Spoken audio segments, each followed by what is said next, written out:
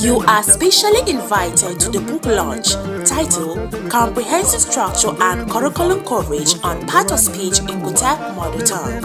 Author Jeremiah Musa Ambashek JP. Date Sunday, 10th August 2025. Venue Bible Society of Nigeria, Roadblock Jalingo, Taraba State. Time 2 p.m. prompt. Chairman of the occasion, Honorable Joshua Yurugu Piki, Member, Taraba State House of Assembly Jalingo. Chief Launcher, Sir Michael Magaji, Director Bureau of Public Enterprise, Team Presidency, Abuja. Special guest of honor, Honorable Dr. Felista Musa JP, Commissioner, Social Justice and Reintegration, Jalingo. Royal Father of the Day, Quay Dr. Amos Andiki, Bamboo Chieftain representing Ambikwe. Child Lady of the occasion, Pastor Mrs. Fintrima Emmanuel Bolos, 6th Classic, Jalingo. Book reviewer, Reverend Dr. Victor Audu, lecturer, Taraba State University, Jalingo. Iya Anda of the Day, Pastor Honorable Mrs. Vicky Aishinfe, SA to the wife of the Governor, Taraba State. In the full of the day, Honorable Emmanuel Lawson, Deputy Chief of Staff, Taraba State. Chief Host, Reverend Dr. Andy and Mrs. Musa JP and Moses. Special appearance, the Prince, Ibrahim Damburam, HOD, Arts Education, Taraba State University, Jalingo. Chief Organizer, Mr. Iranomba Adi, Mr. Manasseh Luka, The Gates, Imbaten and Moses. Master of the ceremony, Honorable Henry I. Joro, Jalingo, Taraba State. Patron, Comrade Emmanuel Ukwen, KYN President. Music featuring Lord Andy Adaki, Celebrity Lecturer, Ayotep Hosea, Ayek Bambo, Victor Ambokchi, and others. Dress code, Kuteb cultural attires. Come and learn to unlearn the unlearnable. Announcer, the organizing committee team.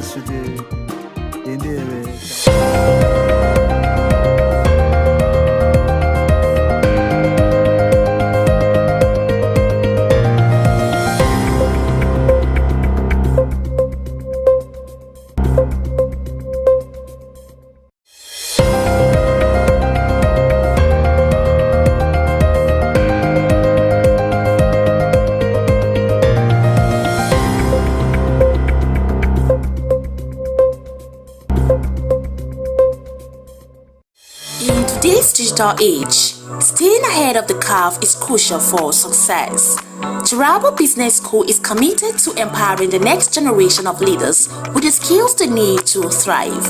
We present you our special computer training exclusively designed for SS3 and JSS3 graduates. Our comprehensive program covers a wide range of topics, including Microsoft Word, master the art of document creation and editing, unlock the power of data analysis and visualization, Microsoft Access, learn to manage and analyze database, Microsoft PowerPoint, create stunning presentations that captivate audiences, graphic design using CorelDRAW, unleash your creativity and design skills, Photoshop, enhance your image editing skills and create stunning visuals, programming using web design, build dynamic websites and web applications, database development, learn to design and manage databases, UI/UX design, create user-friendly and intuitive interfaces. At the Taraba Business School, we believe in creating world-class entrepreneurs and professionals. Our experienced instructors will guide you every step of the way, providing you with hands-on training and mentorship. Don't miss this opportunity to gain a competitive edge. Contact us today to learn more about our program and register for the next session. Call 080 070-6026-9140, 070-6342-8464, or 090-1010-8844 between 8 a.m. to 3 p.m. Mondays to Fridays. Turabo Business School, creating world-class entrepreneurs and professionals. Join us today and unlock your full potential. Turabo Business School, opposite Civil Service Commission, Hamarua Way, Jalingo, Turabo State. Empower yourself with the skills of the future. Register now.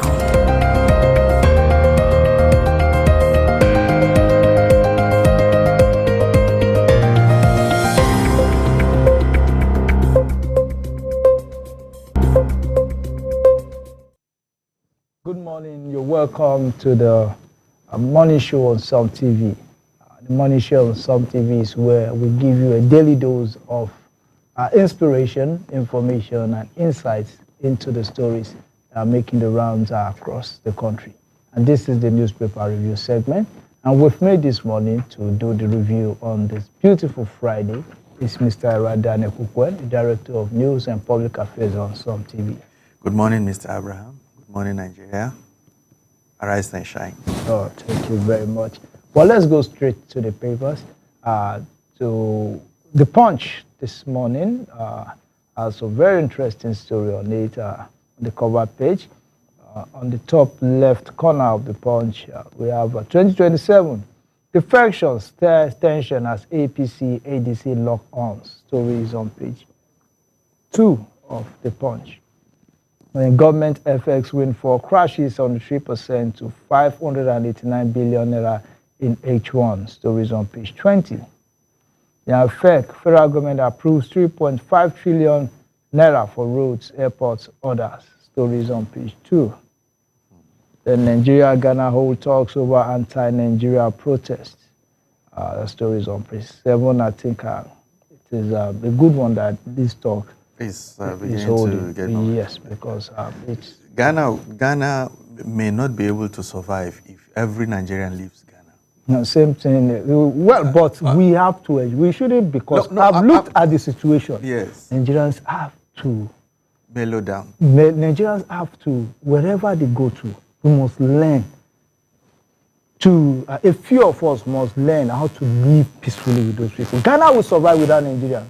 Nigeria will survive without Ghanaians. But we will do better if we are together.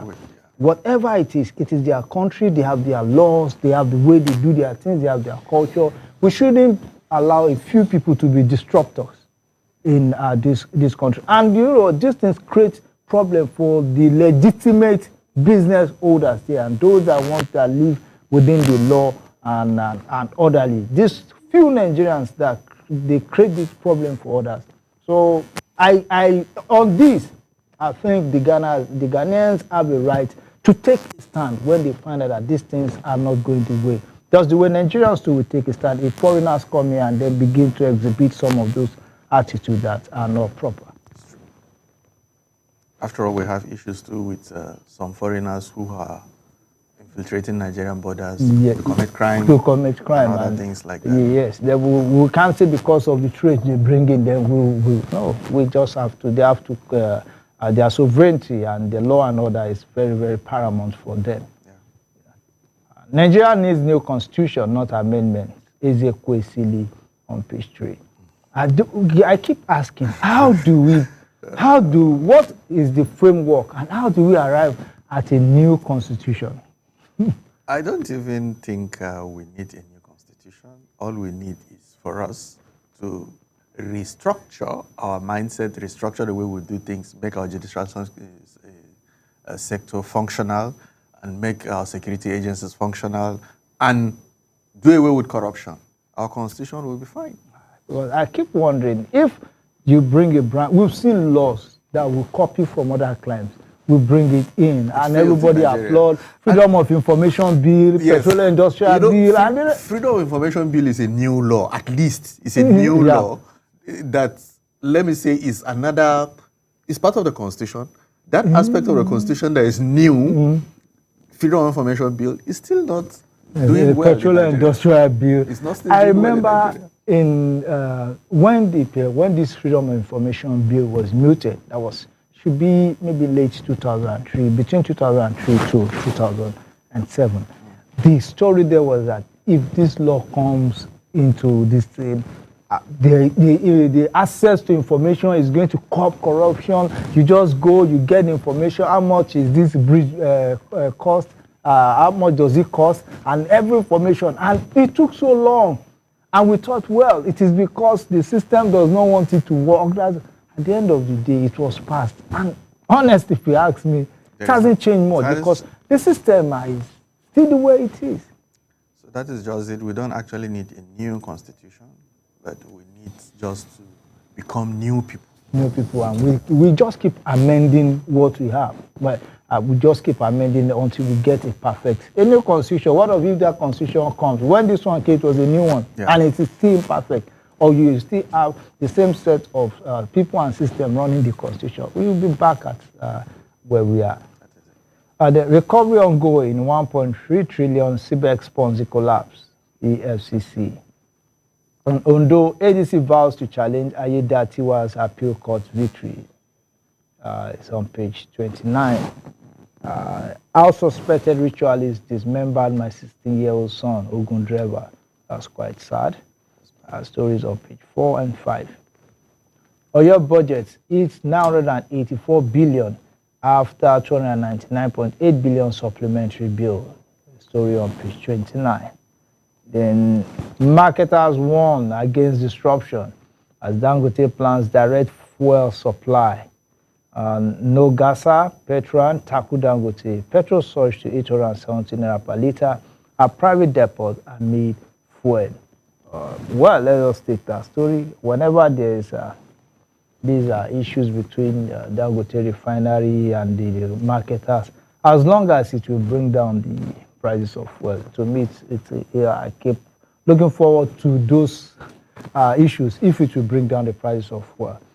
Let me take it from the angle of the Punch. The Natural Oil and Gas Supply Association of Nigeria has warned that the Dangote Petroleum Refinery plan to bypass existing distribution channels and supply refined petroleum products directly to end users will lead to a nationwide disruption, long-term product scarcity, and the collapse of existing supply networks. The oil and gas suppliers called on the refinery to halt its plan and seek further dialogue before commencing the distribution of products to end users, urging it to learn from what happened to the non-functional refineries under the management of the Nigerian National Petroleum Company Limited. They also called on President Bola Tinubu to intervene in the issue, stressing that Dangote alone cannot handle nationwide distribution of products sustainably. The Nogasa National President, Bennett Kori, made the call during the association's annual general meeting held on Thursday in Abuja. However, an official of the Dangote Group described the position of the dealers as anti-Nigeria, arguing that the plan by Dangote was to remove the cost of logistics in the movement of petroleum nationwide. What's your take on this? Well, I agree that at least history has proven to Nigerians that Dangote alone may not be able to supply petroleum products across Nigeria. I think this is something that we have to be careful about. If it is given that he is the only person that will do that, and the Nogasa and other stakeholders in the sector are saying, okay, we're going to back off, we're going to embark on a strike and other things in protest of what he's going to do, definitely Nigerians are going to pay dearly for it. It may not end up well for us as a nation, so there is a need for us to look at that. And these people are concerned because it's going to destroy their businesses, though we say they are all in business, and whatever it is that work in business, is going to, they have staff strength, they have people that are depending in those organizations to be able to survive and continue as human beings. So if at the end of the day, Dangote ended up in suffocating them suffocating their existence, it becomes a problem. And that is the perspective we're going to look at. If at the end of the day, it is going to create joblessness and it's not going to make supply as available as it is supposed to be, then we have one or two issues with that. If you ask me, it's a business. They are all into this. None of them is doing any charitable charitable work there. They are all into it for profit, and they've all made profit over Nigeria over the years. We've seen situations whereby when the prices of fuel increases, instantly the pump price will increase. But when it reduces, it doesn't reduce immediately. To me, this is business. And the refinery is not saying that it wants to be the only supplier. It only said it's going to use about 4,000 new CNG power trucks for fuel distribution initiative, which is going to distribute directly to marketers and retailers. So I don't think this will stop. It may disrupt the business of others, but I don't think it will affect supply. And if they may then decide to make things harder for Nigeria by pulling out. But the thing is that it's your business. It is competition. Now, there was time when he was complaining that they don't buy for him. They go and buy from the substandard products from this thing. So he has to take the initiative on his own. If he produces and they don't buy for him, why should he succumb to their own Okay, I am not an expert in this, and there is a need for clarification considering the fact that Dangote mentioned 4,000 CNG trucks. Will that be enough? Now look at it. Look at what someone said. Someone said, I want to see. Okay. Corey, speaking in his address, said, if existing retail outlets were forced out of business due to Dangote's direct distribution approach, it will be difficult to revive the supply chain in the event of any disruption at the refinery. Okay, now look at it. He said, we are pleading that Mr. President should intervene in this matter by telling Dangote to slow down. Not to stop. I agree that he should slow down too. Why should you tell a businessman to slow down? What I'm saying is that they should speed up. The reason why I won't go with these marketers, Nigerians have gone through a lot while they were a monopoly.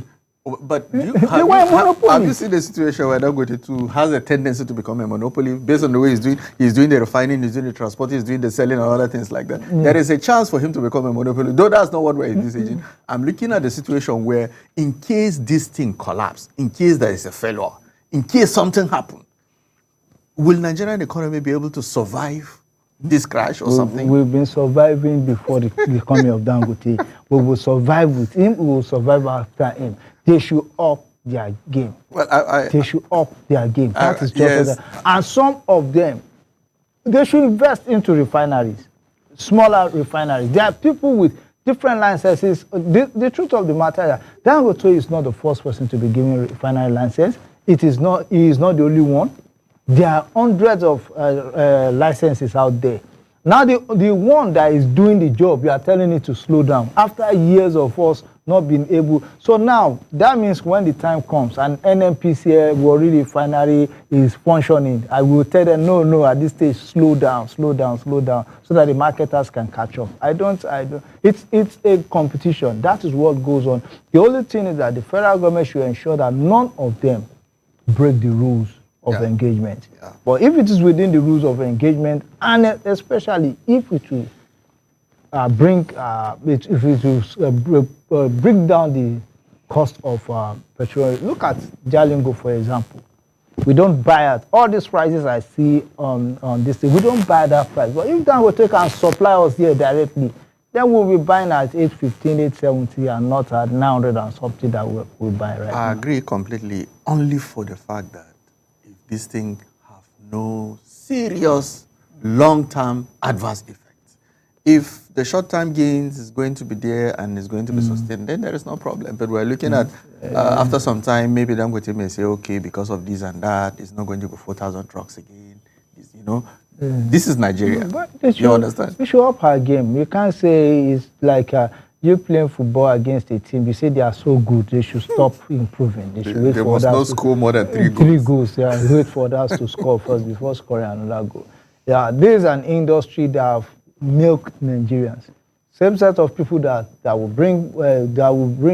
were involved in the subsidy issue. Still same oil dealers that were involved in the subsidy and they brought in. So let there be competition. To me, let there be competition. Let those who are ready to do the business do the business. Such that it doesn't hurt the economy, it doesn't kill jobs, it doesn't hand too much power to the 4,000 trucks is creating at least 4,000 jobs. At least. Now, more than 4,000 jobs, because you can't send out a truck with just one person. The driver and the assistant. That is about automatically 8,000 jobs being created with those trucks. So let's go to another paper. Okay, let's go to, I think let's go to Daily Trust. On the Daily Trust, we have Canada to join UK, France to recognize Palestinian state in September. That is a good one for the Palestinians. And Niger takes federal government to cut over 13% derivation. Wow, story is on the Daily Trust. You can read why. Strike, government nurses meet today. I think there's a need for them to meet and put an end to this. Then you have this End Bad Governance protest. 1 year after, nothing has changed. Conveners. This is exactly 1 year. 1st of August, 2024, when the End Bad protest started. Well, it's 1 year and nothing has really changed. Yes, that is what we were saying earlier. If we don't change our mindset, no matter how many times we do end bad governance, it is not going to change anything.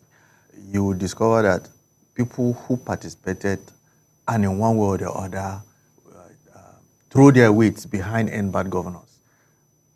Some of them are in government now. Yes. And they've not ended the corruption, they've not ended the bad roads, they've not, so many things like that. And they participated, and they will speak as if something good is going to come if they are at the helms of authority. So the problem is fundamental. There is a need for us to change our mindset in the first place and make our judicial system functional. Functional in the sense that people should be sentenced to court, that is to prison, and to jail terms for economic sabotage and other things like that. The thing is that if you don't do a good job, investigation, and the prosecutor is not doing it, just the court will only look at the merit of what is on his table. Well, so even if the judicial system is the best in the world, and you bring a bad case before it will only judge based. It won't go to the market to search for evidence. Yes. If you don't have, do a shady investigation.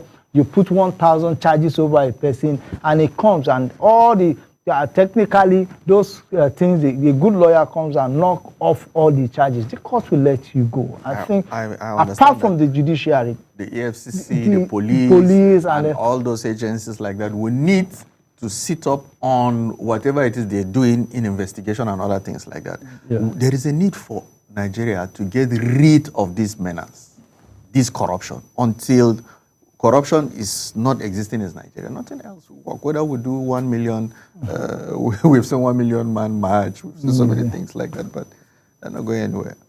And we have this to 34 million Nigerians at risk of hunger as United Nations food aids end. Wow.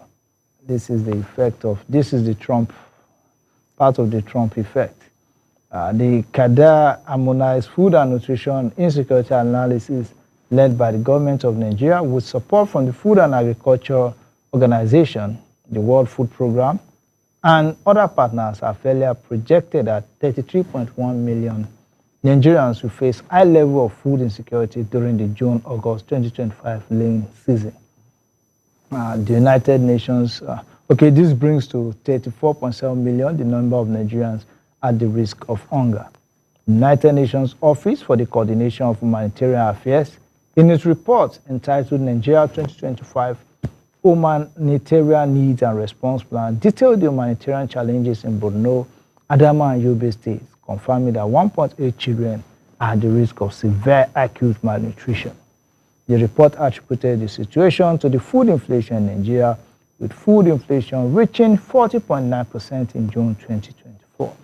It also linked it to currency devaluation, climate shocks, and conflicts in the Northeast.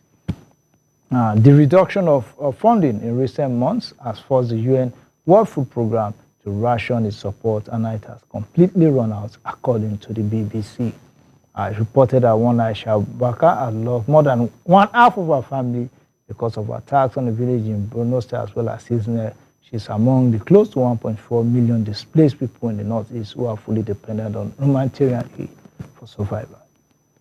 Now, looking at this report, about 34 million people will be facing food crisis. And part of it is insecurity. I think it's mostly insecurity. Insecurity that led to this. And now those that have been, we have about 1.4 million internally displaced persons in the Northeast. And these organizations, as according to the BBC, the funds to do this food program has fizzled out. So every man has to carry his load by himself. Yes, there is a need for all the governors in the Northeast and every governor in Nigeria to take note of this, and let's start doing our own donation internally from within Nigeria, because we have to be our brother's keepers. If the United States and other donor agencies internationally are saying they've done enough, yeah, they have tried, we must admit that. There is a need for us to start looking at initiatives that, because this may reoccur again next year, you understand? So let's look at initiatives that is going to remove Nigeria from the list of nations that will be facing hunger, when we have the resources, we have the land resources, we have all the things that we need to be a self-sufficient nation in terms of food. But we keep having one, because somehow it is still linked to the corruption thing and other things like that. There is also a need for we should begin to change the way we implement policies. Let me give an example. There's this federal government project whereby the price of rice was slashed too. Now, very good initiative to help retain. This project was, as far as I know, those who had access to it were the civil servants. Civil servants are Nigerians, so. Now, the question is, if you ask me, who are those with the greatest risk of hunger? It is not those that have a legitimate means of survival. Yeah. The civil servants have their minimum wage have been increased. Those who really need this are those at the grass level. Now, if you ask me, very, very few of these unemployed and those who are truly facing starvation had access to buying that rice. So now, if you do a policy that favors only the civil servants, which they are, as a pointer, they are a minority when you talk about, and even among them, you hardly find those that are really starving. This policy, you may end up saying that you've been able to give to sell 1 million bags of rice to Nigerians, but the Nigerians that need it. But do you know the way I'm looking at it? Yes. You will discover that the immediate past minister, who is now the national APC chairman, you will see how his ministry have donated billions. To who? To most of the times people in the Northeast, because shortly before we are from the Northeast. To who? No, I'm talking about through what channels?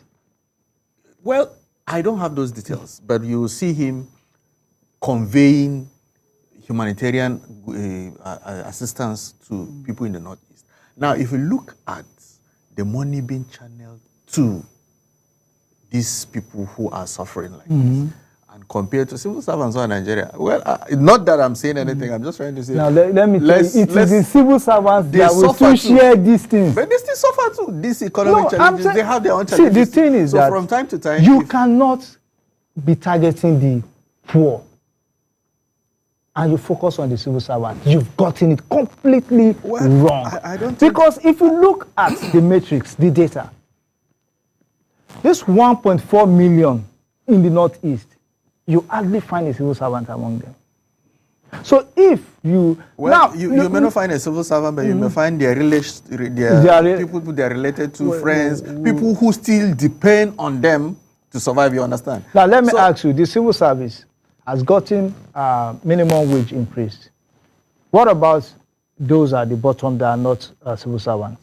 The pepper sellers in the market, this, that.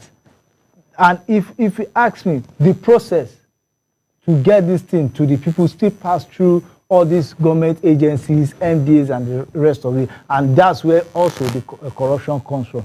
Then yesterday we were doing a story that the Minister of Finance was talking about, the Minister of Budget and Planning, Bagudu. Atiku Bagudu. Atiku. He was talking about what the federal government have done for the North.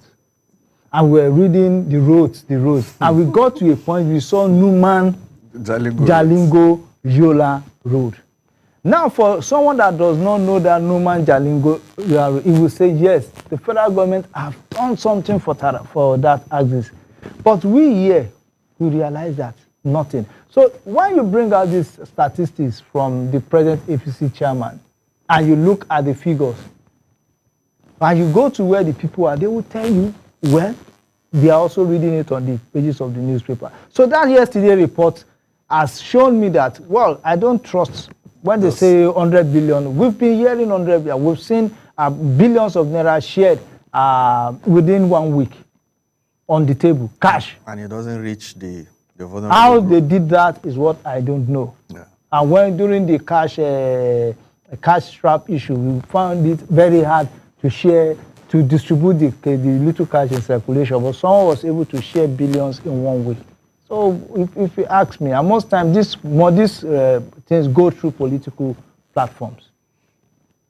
Okay, look at, when contacted yesterday, part of that report, I just want to talk about the Ministry of Humanitarian Affairs and Poverty Reduction. That's the spokesperson, Ms. Rhoda Elia, declined comment. She urged reporters to visit the office and speak to relevant authorities to get information needed. Maybe she doesn't have the information enough to give out.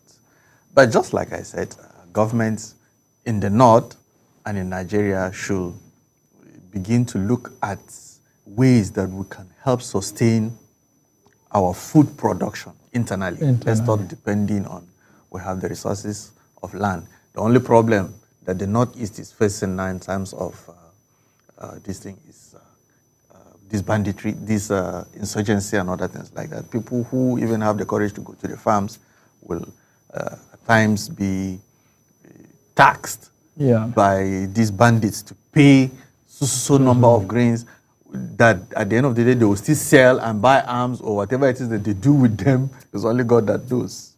So this is just the problem.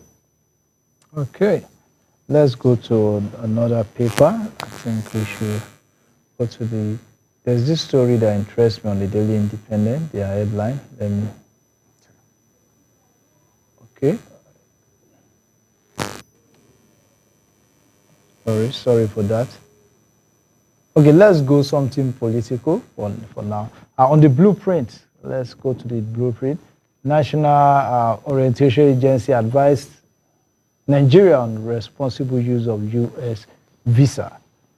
The Nigeria Pension Fund assets increased to 24.63 trillion June 2025. Then Chan, home-based Eagles, Zanzibar, shares poise in friendly. Well, that is for sports. Then direct sale of Dangote fuel will disrupt supply chain, no Gaza. Federal government state LG's more 8.8 million jobs across 8,809 electoral wards. Then the major airline says, amid legal tussle, ADC crisis deepens. The Deputy Chair Nafi declares self-chairman. That is quite, it is normal with political parties.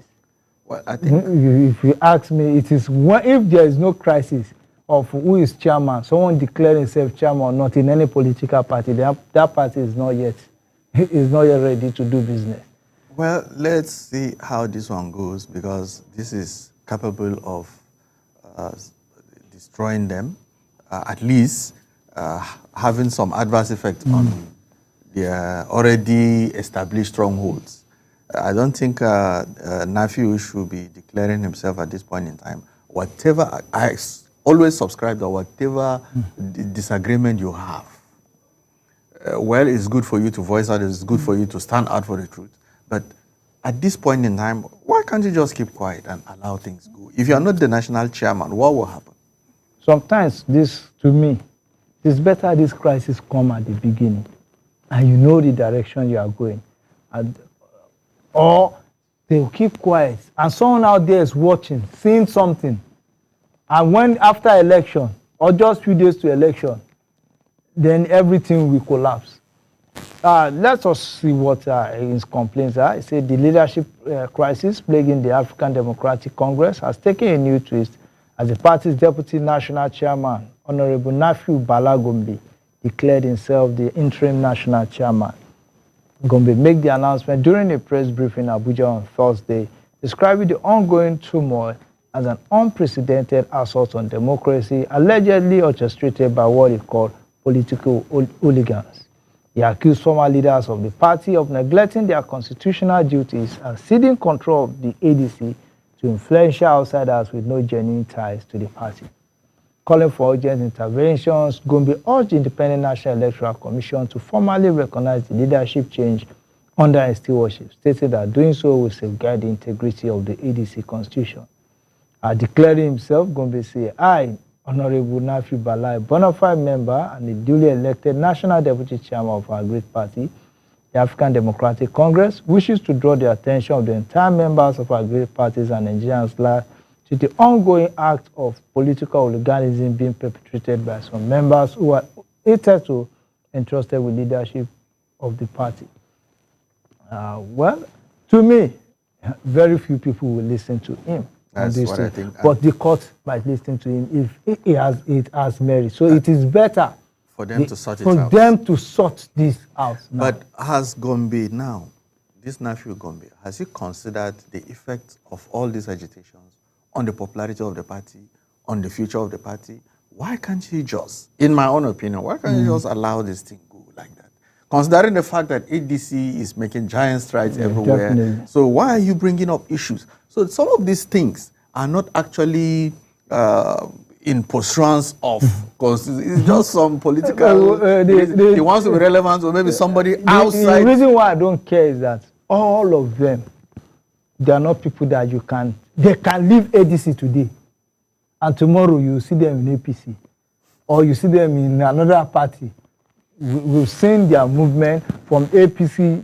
Just look at some of them moved from APC, from PDP to ANPP, to ACN, to APC, to SDP, to Labour Party. So there are people who are always after their individual interests. So if he himself is trying to protect his own individual interest, that is it. And at times, many people don't know Nafiu Gombe until maybe yesterday. Yes. Now he has become more popular. And you may be surprised that somehow he will be compensated. Of course. You understand? Somehow. If they will come, David Mark and other people will come. And look at the characters involved in the Labour Party issue. Before now, we never knew who was the name Abure. Until Peter Obi picked a lot of Nigerians didn't know who was Julius Abure. Yeah. Then after some time, Abure became a household name. He was the best friend of Peter Obi. They were always together. Then we had Lamidi Apapa come up. Lamidi Apapa became the reigning bad guy. Now, both Lamidi, Abure, and one other faction that are just there, they are now known. So I've just seen that this is the way of Nigerian political parties. And even those small parties that we don't know nothing about. If textbooks are going to be written now, in those days when we studied government in secondary school, you hear names, even names of the Akintola and other. But I don't think a textbook that will be written in this generation will can feature names again, because we have too many names that you don't actually know the political ideology that they really belong to. At least there is a need for us to bring... If you ask me, even those days, if we study that, their political ideology were mostly ethnic or regional. Yeah, but at least, If you look, at least they sustained. to how many years? How many years? They didn't sustain up to 4 years. But what my point is that They didn't. if If you ask me, they the couldn't sustain. moment they got power, they didn't last. Maybe because of the coup. Well, it is. If you ask me, look at Northern People's Congress. You know, Action Group Southwest. This other one, NCNC. So this has always been a problem. Then there were fewer people at the top, but now they all say everybody don't wise. It's a problem that has been, I always disagree when we say, our leaders of the past. Just look at it. Right from, we have always been going lower and lower and lower. Go and check the speech of the coup plotters. What they demanded for, what they said was the reason why they are doing this. Today, those issues are still the same. Look at how the coup plotters, according to some people, executed it lopsidedly. Today, anybody that wins election, you will see that his appointment will also be lopsided. So even if it was a coup that they performed, the execution will also be lopsided. So these issues, they have always been there, but they are getting worse and worse. I believe one day... Matthew Gombe has become a popular guy. He has become a Let's see how he's going to sustain his popularity. Tomorrow he may also say that he was offered 10 ministerial slots and it's possible. He will just come and say he has been offered 10 million and he refused it and he will join the APC. He is also looking for where to be relevant, if you ask me. That is what most of them are all about, looking for political relevance. Yeah. Well, I'm trying to see another paper that we can take. The guy, Daily Independent. On Daily Independent, let me just take Nigeria facing serious crisis in education, government lament. FEC OK's Lagos Airport terminal rehabilitations, orders at 900 billion naira. Strike, we are working to resolve nurses' grievances, federal government. And also report federal government to International Labour Organization over meddling in trade union activities. Tinubu extends tenure of customs CG. Experts see Naira closing 2025 at 1,662 Naira per dollar on year-end pressure. Well, then the major airlines say Tinubu charges governor on resources trickling down to grassroots to support 1,000 economically active persons in each ward. Well, let's see. Let's look at that story, how they are going to do that. President Bola Tinubu on Thursday met with governors under the auspices of the National Economic Council, where he told them of growing inequality in resources allocation, charging them to allow resources to trickle down to the grassroots. He went on to lecture them on the need to allow the huge resources they get to trickle down to people living at the state and grassroots level. Although NEC is chaired by Vice President Kashim Shettima, Tinubu also advised them on a number of governance issues. Imo State Governor Opozo Duma, who relayed what transpired at the meeting, said, "We just concluded National Economic Council meeting with Mr. President Bola Tinubu in attendance, and the meeting presented an opportunity for him to brief the governors on the need for national government and sub-national government to work together for overall interests of our people and country, Nigeria." So, the country is earning more money now. The sub-national government are also earning more money. The president came up with a program that will fast-track the process of this additional money, creating a bigger impact of Nigeria by making sure it trickles down to the grassroots. I'm trying to see how the program will go. They brought a program to stimulate economic activities at the world level. I'm sure that the secretariat of this program, which is the Minister of Budget and Economic Planning, can give you details later. Going down. Going down. He said the president mandated the governors who were in attendance at the National Economic Council meeting to identify at least 1,000 Nigerians who can be supported financially to go into entrepreneurial ventures. Bagudu reporters, today Mr. President attended NEC meeting and he commended the state governors for the cooperation they have extended to him. Let me just rephrase. If I am to process this information, I'll say, go and look for 1,000 people each one who will vote for you and empower them. Yes, because that's what most of them will do. Spending spree has begun, so what do you expect? Well, if it goes on well, and whether it is for political reasons, if at the end of the day people are empowered at the world level, at the world level, 1,000 people at the world level, you know what that means? 1,000 people for each word. You know what that means? Maybe it will end up being maybe 50,000, 100,000, because government is capable of saying some of these things. It will be so elaborate that I think it is going to be some kind of empowerment where these people will have some serious funds. Though 50,000 is... Do you know that every ward in Nigeria, there are at least 1,000 people that 50,000 naira will turn their business around? It's true. It's true.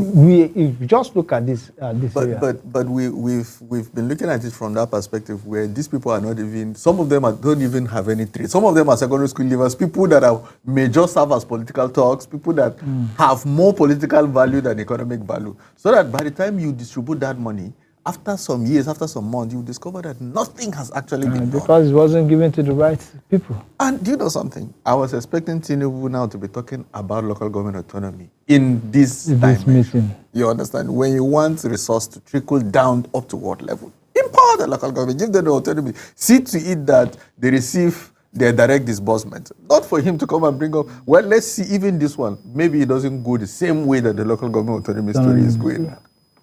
Well, one thing I know is that if they do this thing, he will release the money to them. They hold them by the jugular. Well, I've given your governor the allocations for 1,000 empowerment in your ward. Go and ask your governor what to do with it, what they've done. I hope they should make it 1 million naira or 2 million for 1,000 people. My problem is not how much.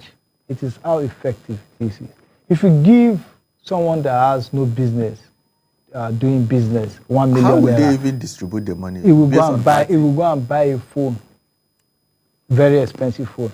But if you give someone that is industrious, that needs 50,000, if you give that person 50,000, he will be able to generate wealth. So, it is not really how much. It is who this money is being given to. You know the truth is that no matter what you do, when this money comes, no matter how judicious you are, somehow you have to settle the person that maybe... No, there are some... Then your relations will say, you get money. How can you say you don't have money? You know, before you know it, the problems that will come as a result of this, it may not go beyond election. Well, if we want it to go beyond the election, we really can, because we can hold these people accountable if we want to, not just to be mouthing it. Most of the times, it's because they know, well, we'll do this thing and everybody will just say, well, it is their turn, I'm waiting for my own turn. That is why these things go on. And we don't pay attention to our... Now, if you're a voice, and another mistake we make in Nigeria, if I ask you now, where are you worried about when they talk about ward? People will be thinking about his ward in the village. You are in Abuja, you are in Jalingo. You are thinking about your ward in the village. Now, how can you control things in your ward in the village when you are here? Why don't you say, okay, this is where I live, this is my ward. Until we begin to do that, we will not achieve. But that's the system. The indigenes will tell you you're not from this place. You're not even politically relevant. The only thing they may tell you, until you've stayed in that place and you have some influence, in most instances they will say this one is... It is because the person talking, even in his own place, he will tell somebody that is not an indigenous that what is your stake on this. Until we begin to look at this thing as where you are, it's where your world is. Not looking at your village, that you may not... I've seen people, you may not live more than cumulatively 2 years of your 70-something years in that world. And the places you live in, that your children live in, you abandon it and be thinking of how they will share money in your village. You end up putting yourself under unnecessary stress. Oh, Renew Hope World Development Program. Let's see how it goes. Let's see how it just be rhetoric. I'm looking forward to the ADC response to this Renew Hope. And I'm also looking forward to the governors that were not part of the Renew Hope to reject it and say we don't. They will never. They will never. Money now, why will you reject it? They may even use it if there is any way that they can use it for political reasons. They can even use it for their own. Of course, that's if the money is released to states, they will definitely distribute it to their own supporters. So, imagine 1,000 votes from each the ward. ward. Yeah, that is quite huge. Well, let's see what happens. We are not saying that is what will happen, but we are only saying that is what is most likely going to happen. Maybe they are going to prove us wrong. I want to be proved wrong. I've always wanted to be proved wrong on issues that has to do with the politicians. Well, I think this is where we draw the curtain on this edition of the morning show. We'll go for a break. When we come back, the Pidgin segment of the morning show will be here. Thank you.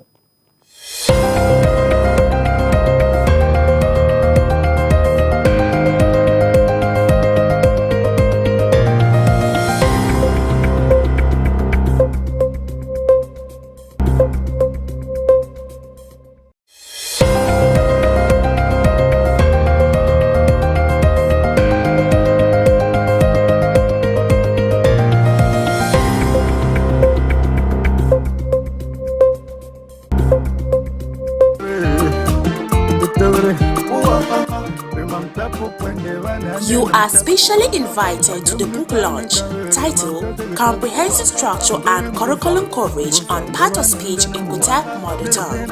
Author Jeremiah Musa Ambashik JP. Date Sunday, 10th August 2025. Venue Bible Society of Nigeria, Roadblock Jalingo, Taraba State. Time 2 p.m. prompt. Chairman of the occasion, Honorable Joshua Yurugu Piki, Member, Taraba State House of Assembly Jalingo. Chief Launcher, Sir Michael Magaji, Director Bureau of Public Enterprise, Team Presidency, Abuja. Special Guest of Honor, Honorable Dr. Felista Musa JP, Commissioner, Social Justice and Reintegration, Jalingo. Royal Father of the Day, Quay Dr. Amos Andiki, Bamboo Chieftain Representative Andikwe. Child Lady of the occasion, Pastor Mrs. Fintrima Emmanuel Bolos, 6th Fin Classic, Jalingo. Book Reviewer, Reverend Dr. Victor Audu, Lecturer, Taraba State University, Jalingo. Iya Anda of the Day, Pastor Honorable Mrs. Vicky Aishikfe, SA to the wife of the Governor, Taraba State. In the full of the day, Honorable Emmanuel Lawson, Deputy Chief of Staff, Taraba State. Chief Host, Reverend Dr. Andy and Mrs. Musa JP and Moses. Special appearance, the Prince, Ibrahim Damburam, HOD, Art Education, Taraba State University, Jalingo. Chief Organizer, Mr. Iranomba Adi, Mr. Manasseh Luka, The Gates, Imbaten and Moses. Master of the ceremony, Honorable Henry I. Joro, Jalingo, Taraba State. Patron, Comrade Emmanuel Ukwen, KYN President. Music featuring Lord Andy Adaki, Celebrity Lecturer, Ayotep Hosea, Ayek Bambo, Victor Ambokchi, and others. Dress code, Kuteb Cultural Attires. Come and learn to unlearn the unlearnable. Announcer, the organizing committee team.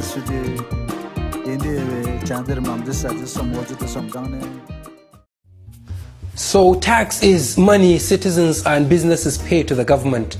It's how public schools, hospitals, roads, and even security agencies get funded. So it's basically your contribution towards building your country. Let me say, let us all be good citizens and pay our taxes. Federal Inland Revenue Service, FIRS, has now been renamed. It is now known as Nigerian Revenue Service, NRS, with a wider scope of responsibility. Are you tired of multiple taxation? Well, good news. Because to improve the ease of doing business, we'll now have a unified revenue collection. The new NRS will handle all revenue collections that were previously handled by agencies such as Customs, NIMASA, NPA, and even NUPRC. Wow. Are you a worker earning 800,000 or less? The new law has introduced a low-income relief that exempts you from paying income tax. How about the big ogas? You are not exempted. You're gonna have to pay 25% of personal income tax if you earn 50 million naira and above annually.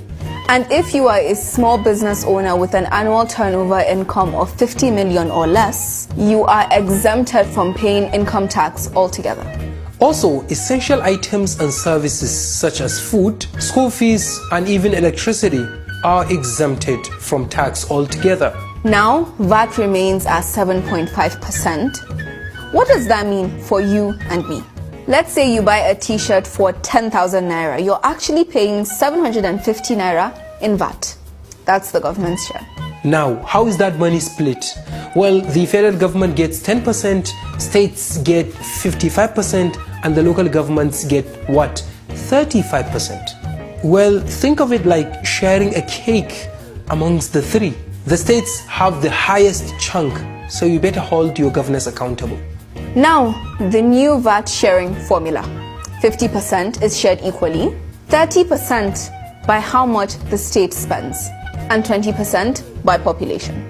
So, simply put, if the state buys more and has more people, it gets more. Crypto guys, listen up. If you trade virtual assets like Bitcoin, you're now expected to report and declare all your trades. Party is over, man. A new development levy of 2 to 4% now supports education, tech, and other key areas. And for gaming and lottery businesses, a 30% tax rate now applies. Simple. But note, the implementation of all these new tax laws won't come into effect until the 1st of January 2026. So the government has a lot of time to plan and enlighten the people. So yes, a new tax age dawns. And we hope all the savings will serve the people.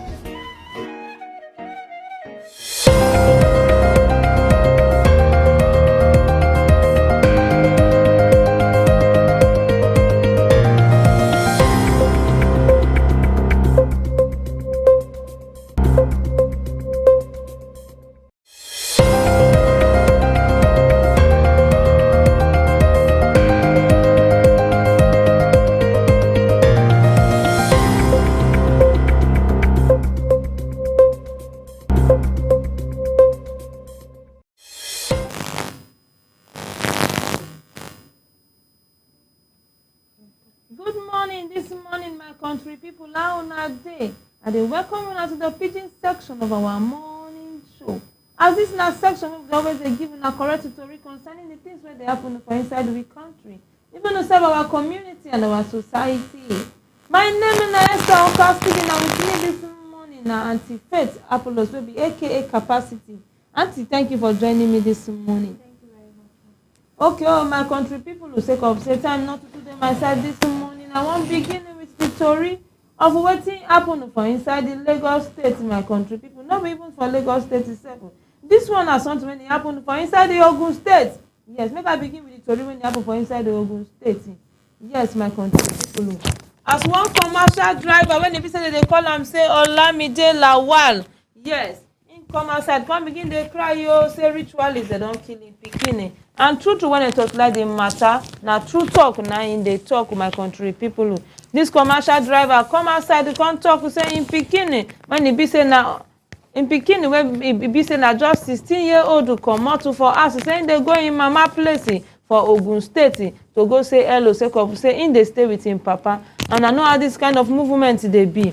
When this boy come out for us for 3 days, they don't hear from her, and the papa come call us, come tell the wife, say, Lawal day, and now what time now in they come out today? And the mama look, the mama say, my pikin not come, say, I not see my pikin. Now from there, the papa come begin they panic. Say, you not see him for house. The mama say, he not day house. This one, my country people, na so tori come take whoa. This man come begin they worry, and this thing happened for inside the Igbile for inside the Ijebu area of Ogun State, my country people. When this man come reach house for Ijebu area there, he come begin to ask residents, say, say they see him pikin Lawa, they see him pikin Lawa. Some people come, they say, Lawa, we see him when he be say they come from school, and we see the uniform for inside bush, so we think say whether na play or maybe uniform is bad or something. But we see Lawa, na here him pass, see him uniform. So now from there when they come raise this boy uniform, they come see blood for inside. They come call him mama, the mama call the papa, now they say, okay, make them carry them go where that uniform dey. As they come reach the bush for there, my country people, after carrying this boy shirty, e no end for there. They come begin say they dismember the parts of this boy body, then dismember this boy body. That means they chappier the boy body like meaty. Then see head for one side, then see leg for one side. Even in heart self fall for ground, my country people. Yes, the boy heart too, e dey for ground. Now from there, the papa come begin they cry, or they come outside. Some men come go meet the papa, come gather information, tell the papa say vigilante people for inside the Ijebu area for that community say they catch one man, my country people. As I dey talk to una so, now from there they come carry out investigation.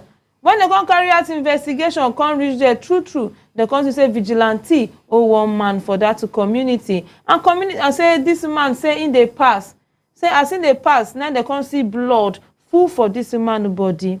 As they come see blood full for this man body, my country people, now the vigilante say they can't call this man. Then they tell us, now where you they come out from as this time of the day? Then the man come to them and say, in they come out from farm. Say yes. Then they come say, you come out from farm. Where the animal when it be say you kill? See your body now so blood to my country people. Now from there, then they call all this man and they call all this man. This man come begin to confess. Say no be just ordinary blood. Say no be animal na in kill. Then I want small boy where they come from school na in attack kill him. And they come tell am say why you kill the small boy? Now he come say na for ritual purpose. Say abeg make them forgive am. Say na native doctor na him send am. Say he want to make sharp money. Country people, and the name of this man na Emeka Sola, na they call him. Yes, the suspected man Emeka Sola Sarafusi. And they call her, my country people. So they talk to her, so this man there for custody. Meanwhile, the story no end for there. This man, when he be say they can't kill the pikin, begin they cry, come as I say community people for inside that Ijebu area talk say this man na popular man, this Emeka Sola, say na popular man na him be. Then they know they lock him for station for that place. Say yes, say because of say he get backbone, say he get Godfather. Then they know they do him anything. Say anything when they do for that community, in they do and they go scot-free. I don't know, come make this boy papa now begin they cry, come outside. Say I beg make government touch like this matter. Say medicine pikin death no just go in vain. Saying they pray, in they beg government, say make justice prevail concerning the bloodshed of the pikin. Say yes, say I beg, make them no let this matter to die. Say he not get anybody. That's why they cry, come outside. Say if they let this man go, say the thing is not go good at all. Country people, una don't hear wetin I talk. So I beg, make una follow me Torchlight Matter on Facebook. So couple say we there for Facebook at Some TV. Even yourself we there for YouTube at Some TV Live. Auntie Fetty, I beg you now, you be my guest this morning. This matter, he pay me well. Especially reaching the side when this man come outside talk, say this Emeka Sola when he do this thing. So people sabi and well say in they do this kind of thing, they go scot-free. I beg, help me talk to our community people. Just as this man don't cry, come outside. Anybody when he be say then see say they get hand for inside bad thing, when he be say then they get backbone. When they try, they bring those people come outside so that people go Torchlight Matter, and also they cry to government. Say I beg, say this release where we say that this justice, where fake justice where they grant these people, it no good, it don't too much. And true, even myself I notice and myself don't see. Yes, people there when they be say they go do something bad. Now they fight trouble, now they steal, and I know they agree repent from that stealing. But anytime they go station, within 2 hours they don't come outside from that station. Sake of say they can't look and say na normal thing, of which is no good. So Auntie Faith, help me Torchlight this matter. What will be your intake concerning the death of this little boy and this ritualist? Okay, well, thank you very much for this opportunity to Torchlight Matter with you on this kind matter. You know, say they say 99 days for the thief, Okay. 1 day for the owner. So now, people don't already sabi and say in they always do it, in they always do it. The get one way go do way no go scot free. Especially this one. This one way do now. As everybody don't hear them, I beg government. We don't reach to government where they hear them. And I know say my government they go take action on this thing. Correct. Even if government no even take action, they get one thing where they say karma.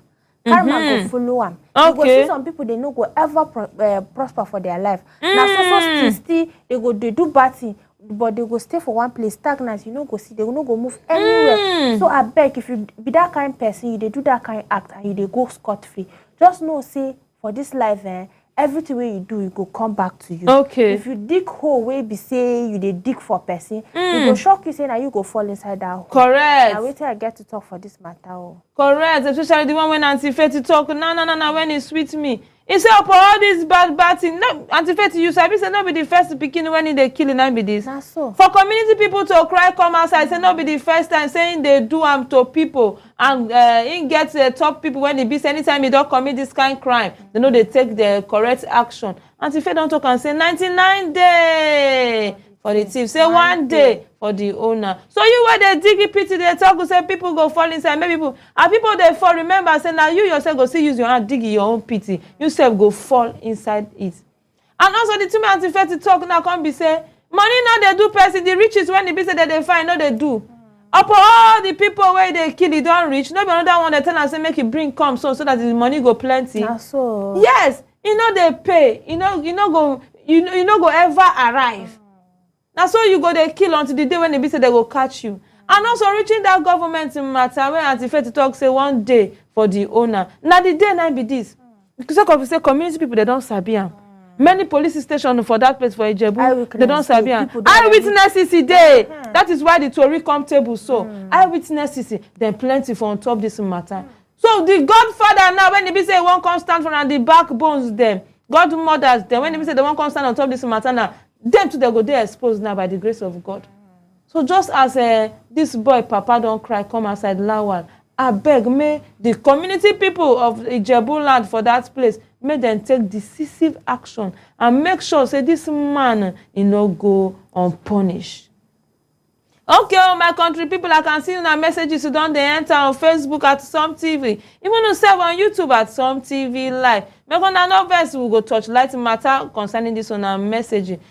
But meanwhile, for those of you that just they join us, this is the pidgin section of our morning show. And we just knock on a story concerning the 16-year-old boy who they killed for inside the Jebu for Ogun, my country people. Yes, the papa na bus driver. As this boy they come out from school, now unknown men for that community then attack this boy, off this boy uniform, kill this boy, become dismember this boy body. And from there when the papa they find him, the mama they find him, now community people talk say say they see him, they see uniform for ground. So women say they see him when they come from school, now hear him pass. As they come carry the papa, then go reach for that place in my country people. And from there then they come notice say see the uniform for ground. And the uniform on a blood na info this uniform on my country people. Now from there, now they come carry the uniform around, say they want to see past the bush, do small survey. They can't see part of this boy body, in head, in leg, then chapter this boy body, even self in heart come fall for ground.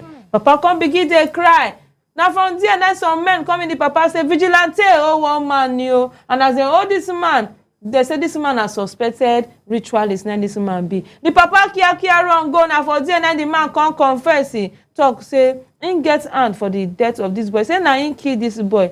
Him, na Agemo worshipper, na him be. Yes, they say the man na head of one place when they say they worship, they call that place, say Agemo worshippers in the community, saying they are among those people, and now him be the leader. And so because of that one, he get backbone. So sake of say anytime when he do bad thing, nobody go fit to confront him. And the surname of this one is Sarafusu, now he kill this boy. Yes, and now him be the head of those people where they worship that thing. They come say make them bring sacrifice, come now picky where they call for school, now he carry killer my country people. So we don't touch light matter. This boy Papa now come cry, come outside, say I beg, saying no one to make the death of this in Peking just go silently like that. Saying they cry to government, say make they help him touch light this matter, so that this man no go on punish my country people. Yes, now that one na Lawal papa come outside now, come talk. Oh, Salahu, you don't come outside, come cry. Say no want make the man when he killed this ritualist working in Peking not go unpunished. Say I beg make government put hand for inside this matter. So Anti-Faith don't follow me Torchlight matter. Say 99 days for the TV, 1 day for the owner. And the day don't come now. All those people who when they be say they kill for that community, even say for outside the community. Today now in cup don't fool. Simply be say that hole when they dig for people. Today now it don't come fall inside that hole. And as they look this matter, so those in God parents them, those people who were they side them, I'm not sure say they go fit take start on top this matter again. Say every day for the thief, 1 day for the owner. Okay, all my country people who are begging the advice when me I get this morning. Now say make we also they put eye for our children. Yes, make we they always they teach our children. Say if a stranger call them, especially those ones where they there for tropical area like that place for bushes there, bushes community. Yes, tell them say stranger call you, give you something, make you not take. And anytime that they call you, unknown people they run follow you, make you they shout, they cry out. If they call you, you not go, that they run follow you, make you shout, cry out. No matter what, 1 or 2 persons go come out for inside farm for that place to come save you. Yes. And also this kind of thing, also they depend on the kind of thing when you say they don't give you, you can't choke for mouth. That thing where they choke for mouth as a child, go silence you. You not go fit to talk or come outside again. So I beg parents, make we talk to our children. Make them know they collect something for stranger. Even to say when stranger come, say, show me road, though, I be new for this community. Carry me inside here. They tell me, say, so person they live for this street. Me not sabi am. May your pikin stand where they point hand. Or may the child talk, say, go meet an elder. I am just going and not sabi places for here. Teach your children all that kind of thing. Take off say some children, stranger go just come. They go say, hey, I know the place. Me and my mommy used to pass there. We they pass that place. At the process of you going to show them saying I used to be road pass. Now for that they go kill you as a pikin. So I beg, teach your children. If anybody they ask of anybody else, anybody in the community, in the village, tell them say make them go ask elders. Make them go ask big people. Yes, make we teach our children that kind of thing. And secondly, I say make you tell them they know they collect something for person and they chop. Okay, all my country people, now for here I go draw the curtain on the pidgin section of our morning show. Auntie Faith, before I go make a first of all thank Auntie Faith for joining me. So Auntie Faith, thank you for joining me this morning. Thank you very much, madam. My viewers, una sabi say me no go come out for here if I no say thank you to all of una wey dey follow me Torchlight matter on Facebook at Some TV, even yourself on YouTube at Some TV Live. I dey thank una well for joining me, and I also dey thank myself for bringing this story to come for una this morning. And I hope say una go enjoy una weekend well with Some TV programs wey we always dey knack una during the weekend. Once again, happy weekend to all of una, my country people. Make una no go away, sake of say the morning show go continue with Oga Abraham. I still remain Esther Oka Stephen. Una do.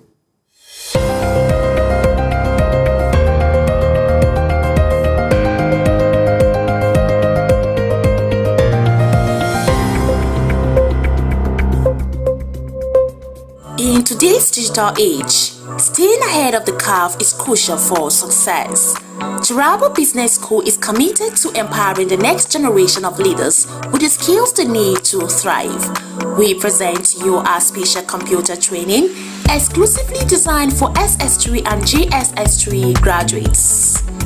Our comprehensive program covers a wide range of topics, including Microsoft Word, master the art of document creation and editing, unlock the part of data analysis and visualization, Microsoft Access, learn to manage and analyze database, Microsoft PowerPoint, create stunning presentations that captivate audiences, graphic design using CorelDRAW, unleash your creativity and design skills, Photoshop, enhance your image editing skills and create stunning visuals, programming using web design, build dynamic websites and web applications, database development, learn to design and manage databases, UI/UX design, create user-friendly and intuitive interfaces. At the Turabo Business School, we believe in creating world-class entrepreneurs and professionals. Our experienced instructors will guide you every step of the way, providing you with hands-on training and mentorship. Don't miss this opportunity to gain a competitive edge.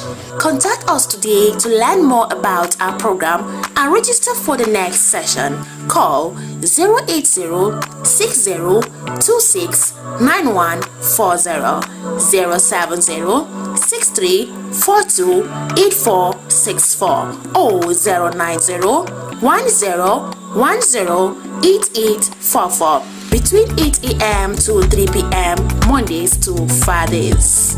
Taraba Business School, creating world-class entrepreneurs and professionals. Join us today and unlock your full potential. Taraba Business School, opposite Civil Service Commission, Hamarua Way, Jalingo, Taraba State. Empower yourself with the skills of the future. Register now.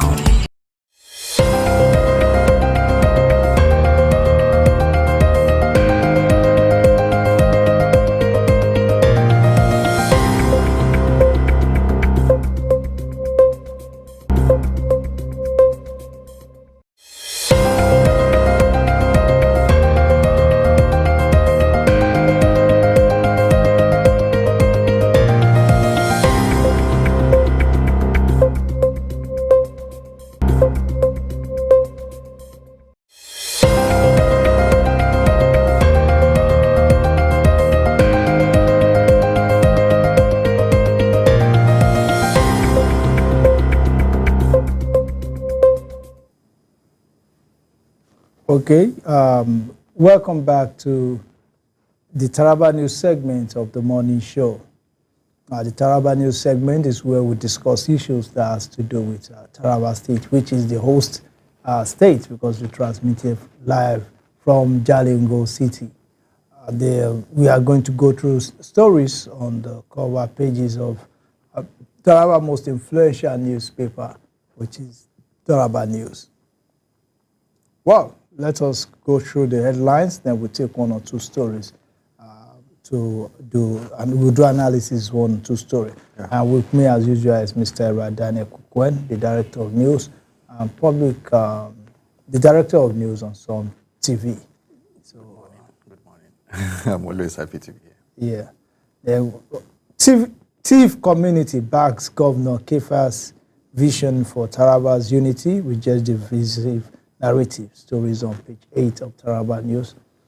PDP Taraba State embarks on thank you visits across 16 LGAs. Stories also on page 6. Professor Ayuba Madachi transforms rural health care with new EB Health Center. Stories on page 7 of Taraba News. For the major airlines, Taraba takes the lead. Honorable Zanao Mekaswa unveils vision for Taraba Aggregation Company and Food for Lagos initiative. That's a very good one. Joint operation, Army DSS bust gun running syndicate in Taraba, sees arms cache. The story is on page 3, Taraba News. Then Governor Agbu Kefa joins global leaders at Afrexim Bank Summit in Grenada. Ongoing Muslim engagement tour, special advisor meets Islamic scholars in Gasol local government area. Stories on page 5 of Taraba News. Then inspection and evaluation of new projects in Europe. That story is on page 4 of Taraba News. Well, let us go to the major headline.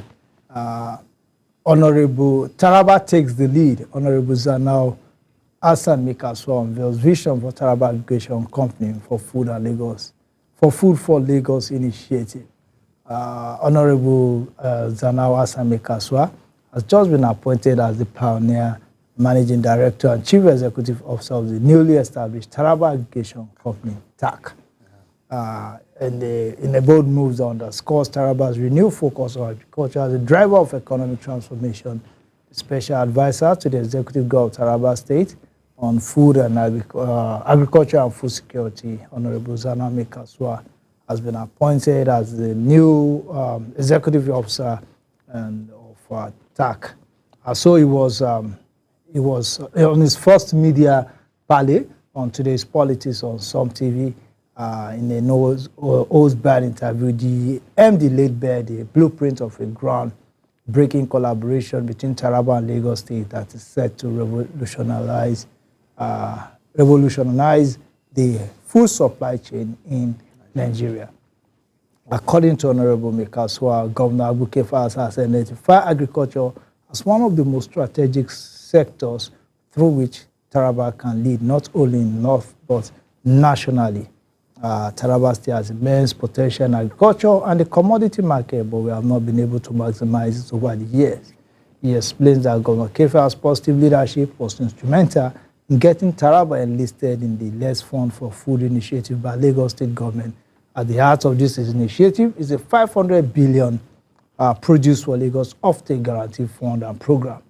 It is a multi-state strategy aimed at cutting post-harvest losses by 40%, creating over 4 million jobs nationwide, drastically reducing food import and ensuring a steady decline in food inflation by 25% annually. What's your take on this initiative? Well, there's a serious challenge with post-harvest losses for Tarabans, and this initiative is targeted at that. That is a way forward.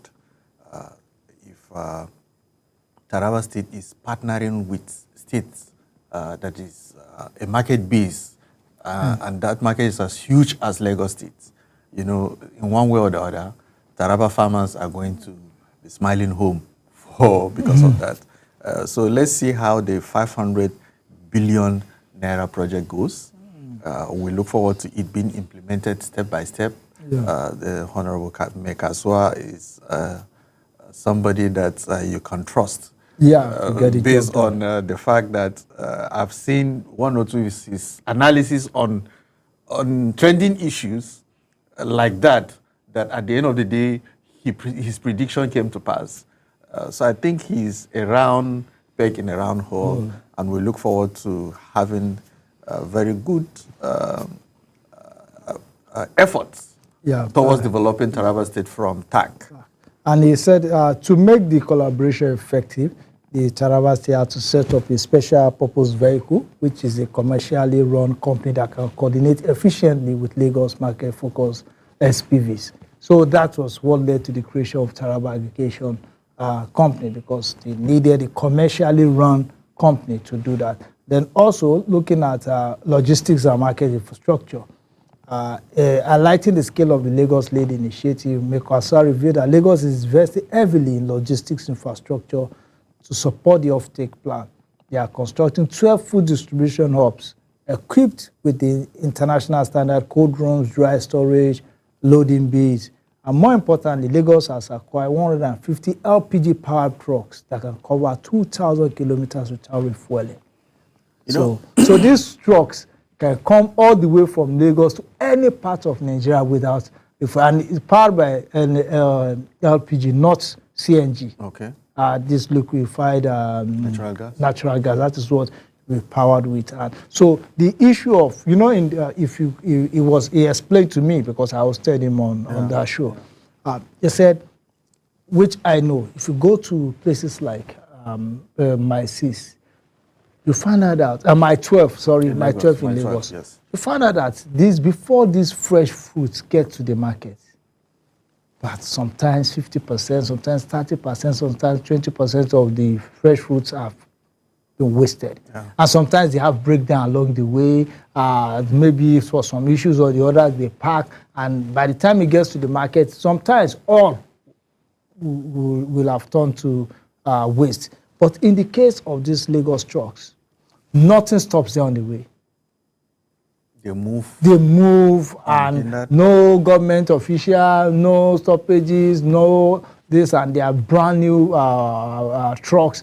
So there are a lot of things that will make, and some will have cold rooms and the rest of it, so that to be able to preserve these items to the market. And look at this part that caught my attention shortly under the SPV that you just explained now. Okay, let me just allow you to go to that part. Okay, access to market. The TAC will be linked between what Lagos wants and what Taraba farmers will grow. It will ensure that the farms are organized, the produce are traceable. Yes. You understand? That traceability factor is well, he said what they'll do is that they will be the link That's how they call the SPVs. So they go to the Lagos market, design market. How many? What do you need? Okay, we need 10 tons of maybe Beniseed in a day or in this thing. So you come back to Taraba, you organize the farmers. Okay, now Lagos will be needing 10 tons of Beniseed on a monthly basis. So how many are we getting from How many are we here? getting How from many are here? getting We from get it this from location, here. this location? And what they do is that you don't just go and farm. They have to ensure that you meet standard. Yes. So they'll be organized into farm. There's a way he said it that the farming will be organized. You don't just grow Farm because anything you like and it must meet up to standard. He said like the issue of the cattle. They will take these cattle, buy them, then keep them and fatten them for like 6 to 9 months for them to meet up the standard. You heard the kind of cows that was brought from cows that flew on a plane from Kenya to where the governor had to escort the cows to them. So that's the kind of way they've been fattened. They've been made. The value has been added to them beyond them just eating anything they see on the road. And we're looking forward to Lagos State not importing cows again. Yes, definitely we can do this. Then most importantly, he said it is not going to be a cash handout. People shouldn't think that this 500 billion is in opportunities in the Lagos market, not in cash.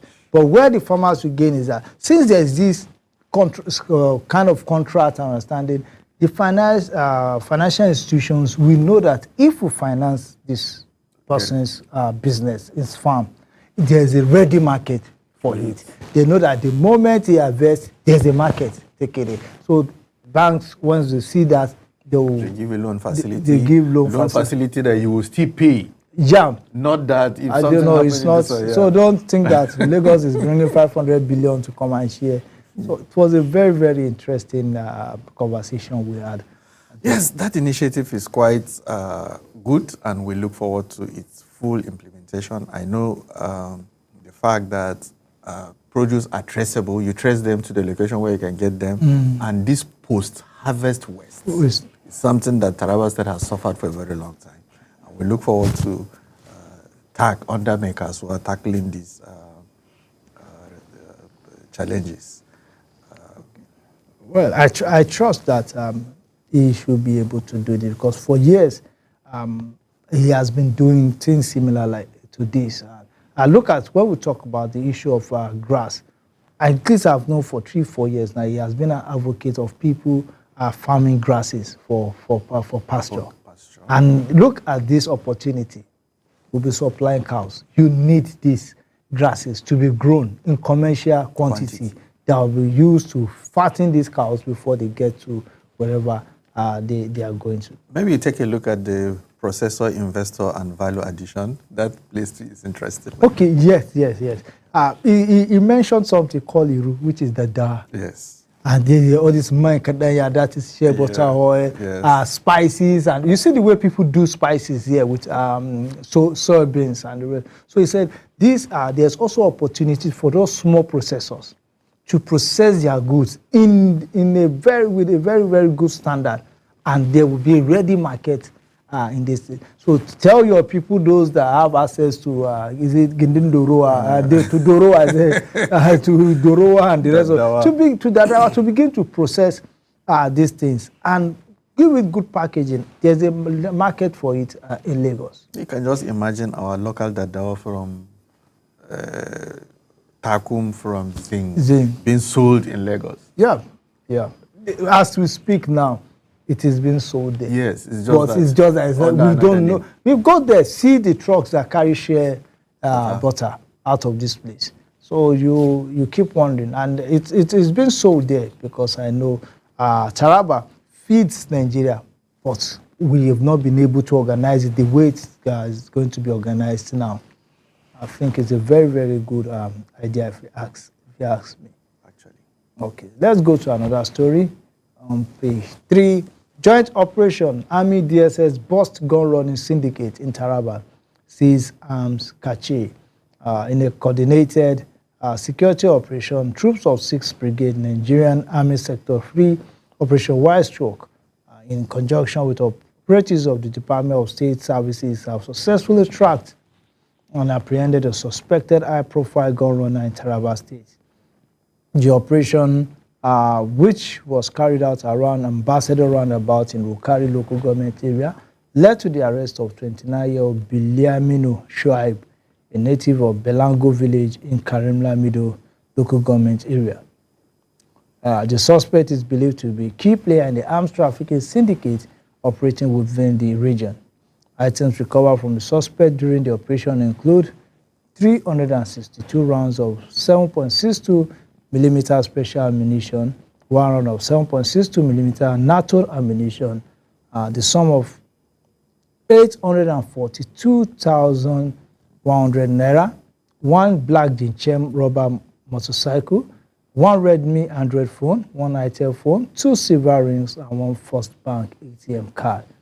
The suspect is currently in custody and is cooperating with security agencies by providing valuable information to support ongoing investigation and future operations. Commending the troops for the successful operation, the Commander 6th Brigade Nigerian Army Sector, Sector 3, Brigadier General Kingsley Chidieberiwa, reaffirmed Nigerian Army's unwavering commitment in synergy with other security agencies to rid Taraba State and its environs of criminal elements threatening the peace and safety of law-abiding citizens. He further urged members of the public to continue supporting security agencies by providing timely and credible information that will aid in sustaining peace and security across the state. This is a this is a good one by the security agencies. They have always been doing that. I think look at the lieutenant that gave us this information. I discovered it's not. He has been sent. Transferred, and the self-report was done for, I think, last week or so. Yes, and it was covered. I'm just commending Lieutenant Umar Mohammed. Yes, for a good job. Well done. What interests me in this is the operation which was carried out around Ambassador Roundabout in Rukari local government led to the arrest of 29-year-old Biliamin Shuaib, a native of Belango village in Karim Lamido local government. This guy, from what they said, is a gun runner. Yeah. I'm very sure this is part of the people that run guns in Karim Lamido that is fueling the crisis there. Yeah. Since he's from there, he probably is buying guns from here to there to create this problem, or buying from there to somewhere else. And look at the two spots. Those are the two areas that, for the past, they are crisis prone. Rukari and Karim Lamido. And you know, some weeks back, someone was arrested around their Kuka Palace too, trying to bury some charms and also with some arms. So it's good that the DSS and the Army and the security agencies are right on top of the situation. Okay, let's move to another story. Governor Agbo Kefas joined global leaders at Afrexim Bank Summit in Grenada. His Excellency Dr. Agbo Kefas, the governor of Taraba State, made a significant appearance at the Afrexim Bank Annual Summit held in St. George, Grenada. This event gathered influential leaders from around the globe, aimed at enhancing economic ties between Africa and the Caribbean. The summit was graced by esteemed figures, including Honorable Deacon Thomas Mitchell, Prime Minister of Grenada, Chief Olusegun Obasanjo, former President of Nigeria, Mrs. Funke Obasanjo, Ambassador Abidemi Sonoike, Grenada's ambassador to Nigeria, and Professor Benedict Oroma, President of and Chairman of the Board of Directors of Afrexim Bank. The high-level gathering serves as a critical platform for fostering trade, collaboration, strengthening diplomatic relations, and promoting sustainable development through innovative financing. I think it is a good outing that the governor is. We need the fostering of the trades. We have so many potentials in Taraba State that soon we will need the Afrexim Bank to help us market whatever produce that we're producing from these parts of Nigeria. So So this is a good outing. We look forward to it yielding fruits that will benefit Tarabans. Well, I think for now we don't have any ambassador. We don't have any ambassador anyway. That's why I was trying to process this information. I say that the Grenada's ambassador to Nigeria is a Nigerian. Prime Minister Chief Olusegun Obasanjo, Ms. Funke, Ambassador Abidemi Sonike, or maybe he's just a former ambassador, just like you can call former senator, and things like that. Maybe he's former ambassador of and the picture of Chief Olusegun Obasanjo there. Can you see the picture? It's looking. OBJ, Baba OBJ is looking. The brother of who is the man is aging, but he's not. He's still looking strong. Still looking strong. I remember the days of Chief Olusegun Obasanjo as president of Nigeria. He was he was someone that knows how to hold his own when it comes to discussions. Yeah. He has his own way of handling issues. I remember during one presidential media chat where journalists asked him, is it not better for you to refurbish your presidential jet instead of buying a new one? He said, well, if you want to refurbish, for instance, let me give you an example. He said, for instance, now if you want to refurbish your old car, the carburetor will still be old, the silencer will still be old, the tire will still be old. And no matter what you do, it cannot become new. So the best thing for you to do is to buy new. You know, he has this dramatic way of... and we've been buying new planes since then. There's one of the funny, he was being interviewed, whether on CNN, he said, Mr. Fred, he said, I said, this is typical Chief Olusegun Obasanjo. And I've seen video of him and Chief Rotimi Amici. They were in a lunch, they were in a program, so we're having lunch. And Baba was drinking gari and granules. He said he eats eba with his fingers. Yeah. He don't like eating eba with spoon. And he was drinking gari, and someone said that is his best food during. I said, yes.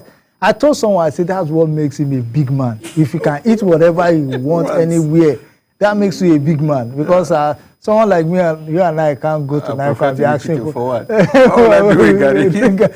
that was making me a big man. And everybody around were eating things differently. Imagine me drinking gari in Grenada. I will ask whether the person that serves me that food is my enemy. Well, it's a good outing by the governor of Taraba State there. And I pray he brings us more investors from more, or finance also from that. Yeah. Well, let us go to, inspection and evaluation of new projects in Euro. Permanent Secretary, Engineer Godfrey Andrew Dami, was represented by Mr. Yoila Zandu, Secretary of the Bureau, during a comprehensive one-day inspection and evaluation of projects in Euro local government area. This initiative was carried out in alignment with directives from His Excellency Dr. Abu Kifas.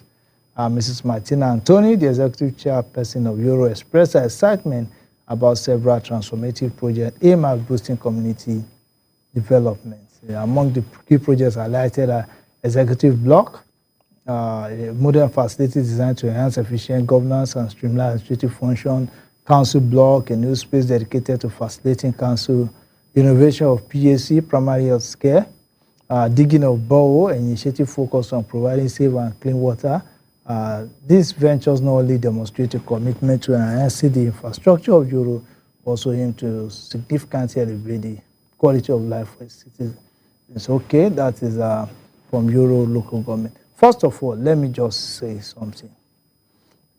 Our local governments have been underutilized.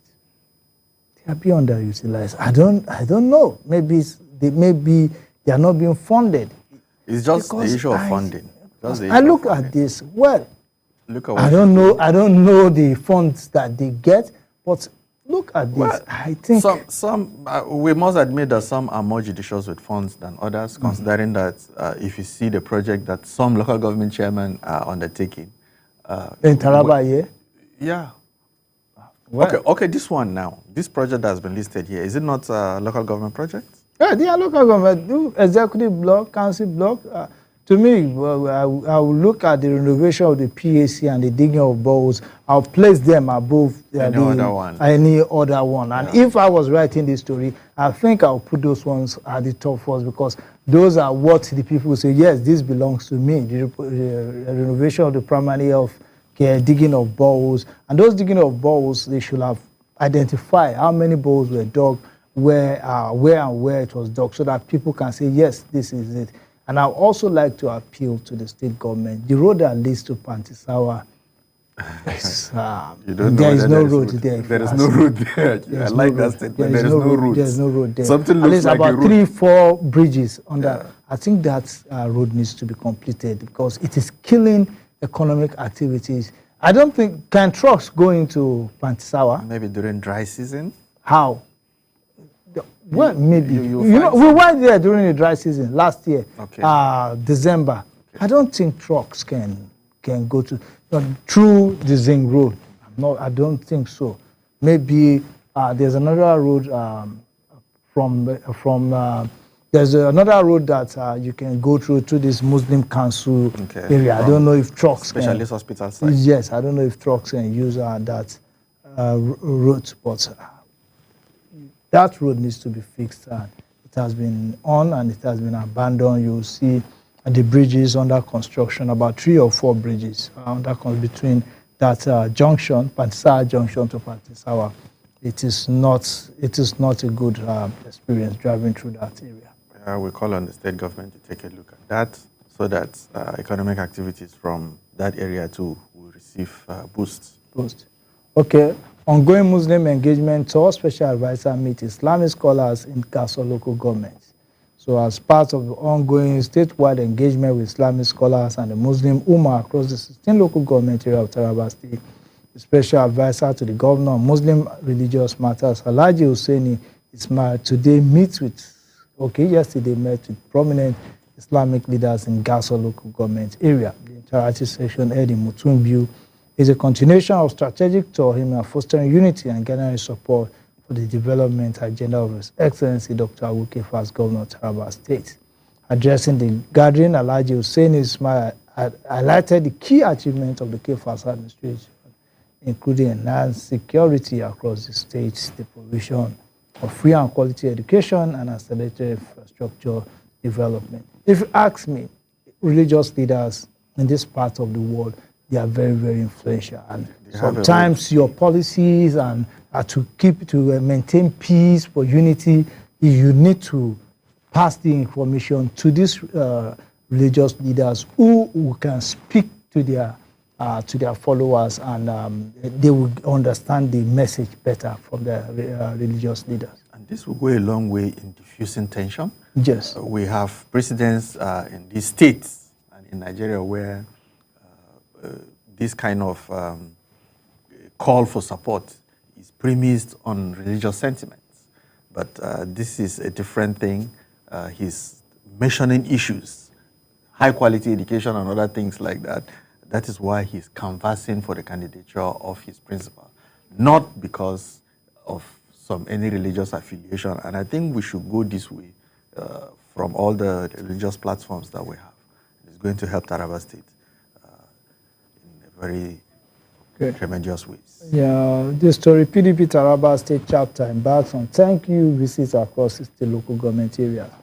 People Democratic Party Taraba State chapter has commenced a touring visit to the 16 local government areas of the state. The purpose of the visit is to express gratitude to the electorate for their massive turnout to vote the party in the just concluded 2023 election. The tour, which began with Kurmin LGA, was warmly received by the people who turned out in large numbers to welcome the party leadership. At the palace of the paramount ruler of Undola Nation, the state PDP chairman, Alhaji Abubakar Bawa, conveyed the party's appreciation to the people on behalf of the governor, His Excellency Dr. Abu Kefas. Well, the PDP is on a thank you visit to stakeholders and party members across the 60 local government area. I think it's a good one.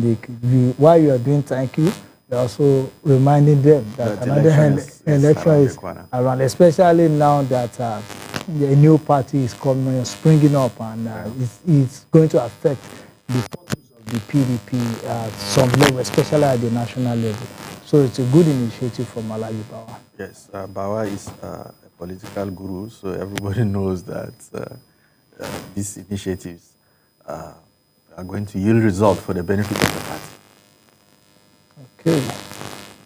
Well, Chief Community backs Governor Kefa's vision for Taraba unity, rejects the divisive narrative. Okay, Honorable Abu Philip James, Taraba State Commissioner for Poverty Alleviation and Cooperative and the highest political office bearer of the Chief Committee, has declared the unwavering support of the Chief people for Governor Abu Kefa's five-finger agenda, emphasizing their commitment to peace, unity, and prosperity in Taraba State.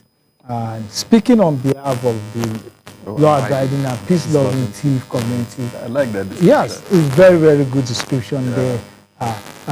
Honorable James rejected efforts to undermine the governor's transformative initiative, asserting that nobody is above the law. The Chief people are no exception.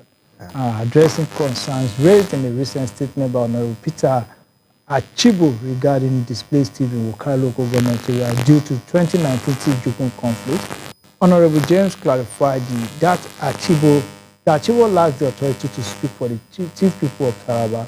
They went further to say the Chief community deeply feels the suffering of our displaced brothers and sisters, he said, affirming their right to return to ancestral land with dignity and in accordance with the law. I think the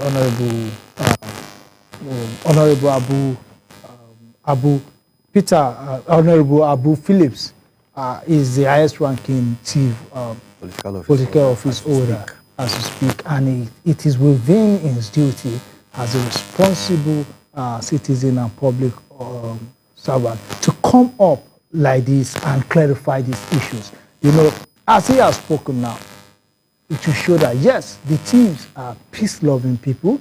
They are bona fide citizens of and indigents of Taraba State, and they contribute to the economy of the state. They contribute to the security of the state. They contribute in many ways to the state, and they are people that should be welcome, and they should not be treated differently from any other person. You see, the major economic potential for Taraba State is farming.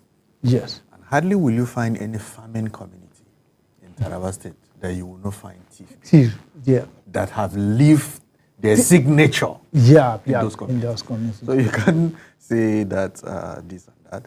And what Honorable James Philip is saying is towards peace building. Yeah. These are the kind of statements that we want, especially now that the election is coming. You don't hit up the polity with outrageous statements that at the end of the day, houses will start to be burned and people will start to be killed. So this statement is coming at the point that we needed it most. There is a need for us to encourage peaceful coexistence. There is a need for us to recognize that live and let live. And that is the way to go. Let me just pick one or two things that Honorable Abu Philip said. He said the Chief people, they are peace-loving citizens, will not tolerate effort to sow division and discredit those responsible initiative, Honorable James stated, emphasizing the community's role as proud stakeholders in the governor's moving forward agenda. So he called on Chief Jukun and other communities to embrace dialogue and reject divisive narratives that hinder progress. He further urged Chief leaders to engage directly with the state government to ensure the safe and dignified return of the IDPs, and also call on the Chief traditional leaders in Wukari to be law-abiding and avoid any misguided, sponsored, divisive narrative.